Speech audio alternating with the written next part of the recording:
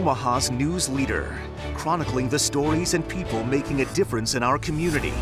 This is KETV Newswatch 7's Chronicle. Good morning and welcome to Chronicle. I'm Matt Lothrop. Nebraska football with another frustrating season that ends without a bowl. Scott Frost needing plenty of patience as he tries to restore the program to the level at which he left it. In the next half hour, we will not only reflect on some of the pivotal players that helped build the program to national prominence, but hear how once wearing the scarlet and cream would change lives long after their playing days.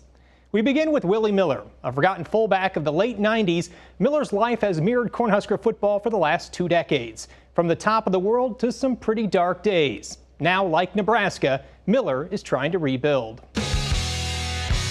The eye, the handoff to Willie Miller. He's to the 40, 35, look out, here goes Willie, running over people. A wrecking ball in Nebraska's backfield in the late 90s. Fullback Willie Miller still recalls making the most out of his few carries. I gave it everything I had from the moment I stepped out on that field to the moment I walked off at the end of the game. You know, there's no time that I took a play off. There was no time where I held anything back. I just gave it every single thing I had. And with that came 7 career touchdowns and nearly a broken body. When I walked off that field, I was hurting very bad. I mean, I could barely walk. You know, I couldn't go 10 or 15 yards without having to sit down. My back would be spasming all the time.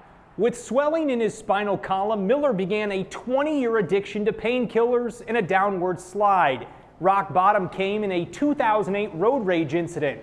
Miller lost his job, his family, his home. He spent 2 years living in the Salvation Army, ballooning up to 420 pounds. I just thought I was crazy, you know, and there I was on a whole bunch of medications, trying to have a pill to deal with anything that life threw at me, where bottom line, I just needed to take a look at myself, and I need to understand that there's some things I've been through that I need to work through.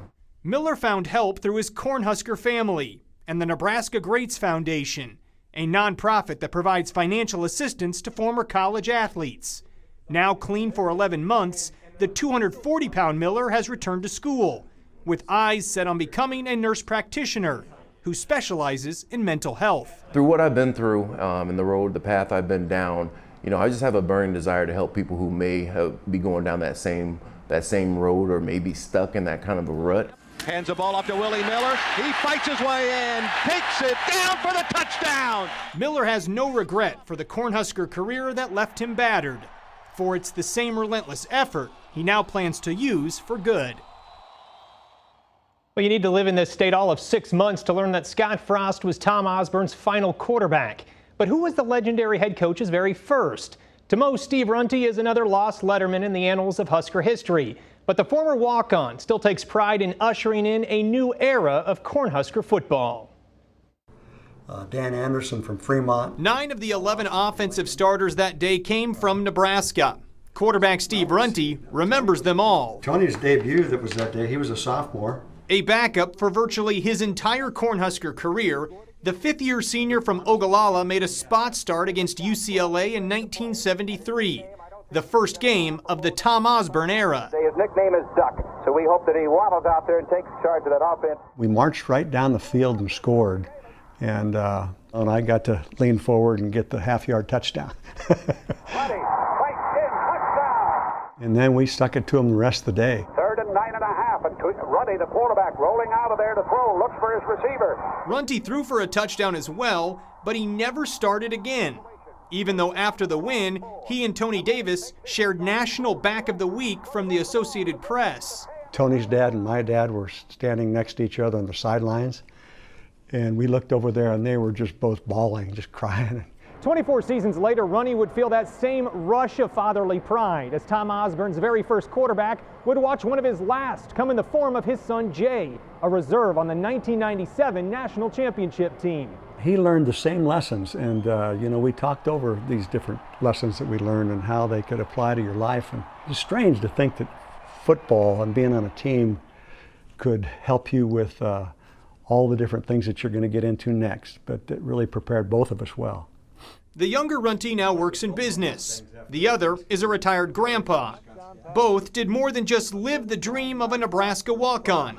They claimed a spot in the impressive lineage of Tom Osborne's Cornhusker quarterbacks. One is the last, and won as the very first. Now, whereas the 73 opener would be the final start for Steve Runte, it would be the first of a fruitful career for Bob Martin.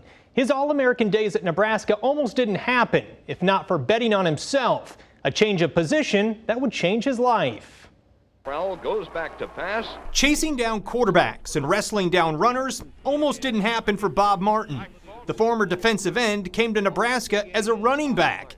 Changing positions would change his life, but at first, some reluctancy. I thought, oh, I've really done it now. I'm never going to play. I'll probably be, delegated to something that, and eventually never set foot on the field. The David City product was dead wrong. He earned a black shirt as a sophomore and picked up a fumble in his first career start. And it was this boy I've been talking about all day, Bob Martin. I don't recall that, but I recall being very nervous. Nerves would settle, but Martin's motor never did.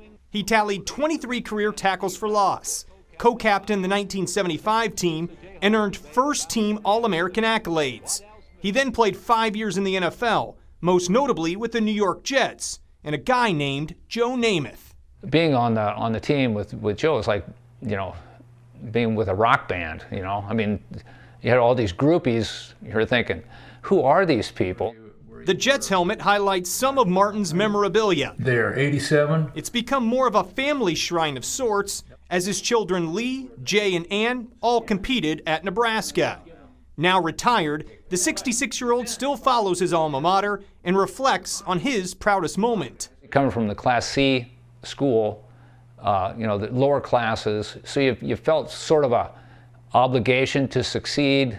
You're carrying the flag for all these lower class guys that just felt like this is something you got to succeed at this. And for a small town kid with big dreams, Martin did that and so much more. Well, to this day, Tom Osborne still brings up Kansas when he runs into Craig Johnson. Perhaps no Husker dominated the Jayhawks quite like the former Omaha running back, who relied on toughness to take carries in a rather crowded backfield. As the second or even sometimes third option in Nebraska's loaded backfield of the late 70s and early 80s, Craig Johnson forced his way onto the field.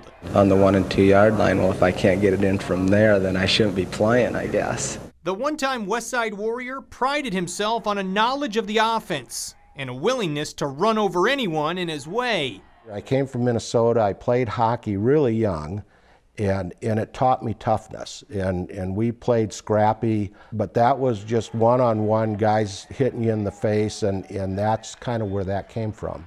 That toughness led to 17 career touchdowns. 7 of them came against Kansas, including a 94-yard run, which at the time set a program record. I just kept running, and I felt the guy hit my heels about the 20-yard line, and fortunately I made it by him, or he didn't get me. That day, I'll always remember that run. I'll always remember that situation. I remember the game in Kansas when I was a sophomore, 192 yards on 10 carries. That's still a record. The AP named Johnson an honorable mention All-Big 8 back in 1980, but it's the team accomplishments he takes the most pride in, a team concept he has adopted in his near 4 decades in real estate, including the last 25 owning his own company. There's a lot of pieces of real estate when you're selling a house, when you're building a house, when you're developing, that have to fall into place, and I call it execution. And it's like, you run a play, you got 10 other guys that have to do the right thing for that play to be successful. Johnson has passed his love for Nebraska football to his grandkids and the next generation, but looks forward to the day when his gritty style returns. Well, from Craig Johnson to Craig Sundberg. Still ahead, we focus on the 1980s, including the local quarterback who would replace the legendary Turner Gill. You're watching Newswatch 7, KETV's Chronicle.